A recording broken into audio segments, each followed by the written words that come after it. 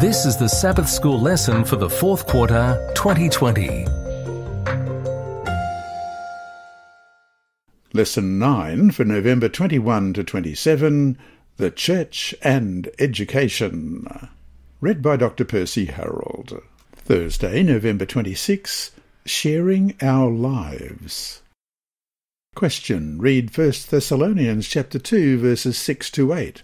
What is Paul saying here that we could and should reflect in our schools and churches? 1 Thessalonians 2, beginning at verse 6. Nor did we seek glory from men, either from you or from others, when we might have made demands as apostles of Christ. But we were gentle among you, just as a nursing mother cherishes her own children. So affectionately longing for you, we were well pleased to impart to you not only the gospel of God, but also our own lives, because you had become dear to us. Confronted by the breakdown of community and society, we live in an age in which the biblical understanding of the church has never been more meaningful. As Matthew 18:20 reminds us, "For where 2 or 3 are gathered together in my name, there am I in the midst of them." The New Testament vision of what church and community is took shape primarily in the homes of the believers. It was here that the community met in small groups, praying, singing, celebrating the Lord's Supper, learning and sharing Jesus' words with each other. These worshipping groups also became the first church schools, as this was the place in which new members were introduced to the Bible and to this new life that was found in Jesus.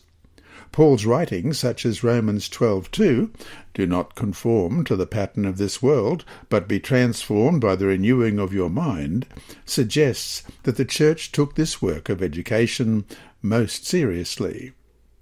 These early believers soon discovered that it is in community that the gospel can best be lived out.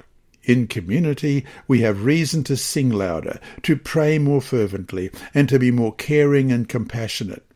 When we hear others speak of God's goodness, we sense how good He has been to us.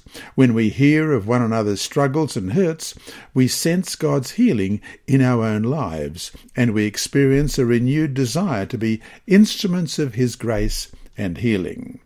In today's passage, Paul is asserting that the gospel of God is everything: the power of the cross, the resurrection of the Lord, the promise of His soon return. There was simply no better news in all of the world, and Paul spent his life abandoned to the challenge of, first and foremost, sharing the story of Jesus with the greatest integrity and commitment. Yet here Paul suggests that the message of the gospel can best be understood, can best be experienced through the act of sharing life together. We must never forget that people are closely watching to see if our lives illustrate the message of grace that is found in the Bible. And so to finish the day, think hard about how you live and ask yourself, what kind of witness am I to those around me?